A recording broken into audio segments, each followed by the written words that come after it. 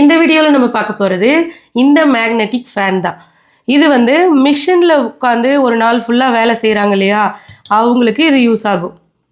இது அடியில் வந்து இந்த மாதிரி மேக்னெட் இருக்கும். இந்த 2 மேக்னெட் இருக்கிறதுனால இந்த மாதிரி மிஷின்கிட்ட கொண்டு போகும்போது நல்லா டைட்டாக ஒட்டிக்கும்.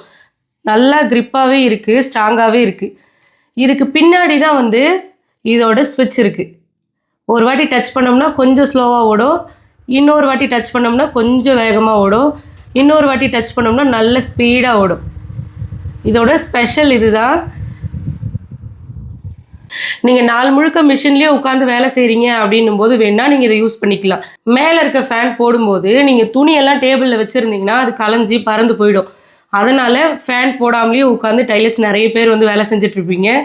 இந்த ஃபேன் வாங்கி வச்சுக்கோங்க. உங்கள் முகத்துக்கு நேராக மட்டும் காற்று வரும்.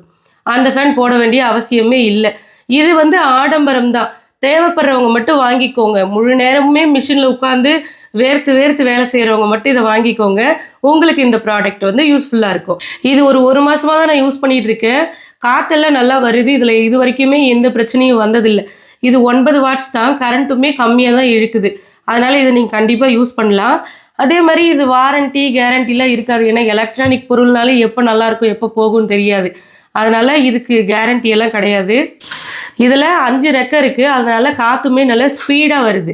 இது உங்களுடைய கம்ஃபர்டபுளுக்கு ஏற்ற மாதிரி மேலே கீழே அதே மாதிரி இப்படி பின்னாடியும் திருப்பிக்கலாம். அதுக்கேற்ற மாதிரி நல்லா ஃப்ளெக்சிபிளாக இது வளைஞ்சு கொடுக்கும். அதை டச் பண்ணிங்கன்னா நல்லா காற்று வரும். உங்களுக்கு இது வேணும்னு நினச்சிங்கன்னா ஸ்க்ரீனில் தெரிகிற வாட்ஸ்அப் நம்பருக்கு மெசேஜ் பண்ணி வாங்கிக்கோங்க. நமக்கு தெரிஞ்ச விஷயத்தை நம்ம மற்றவங்களுக்கும் சொல்லிக் கொடுப்போம்.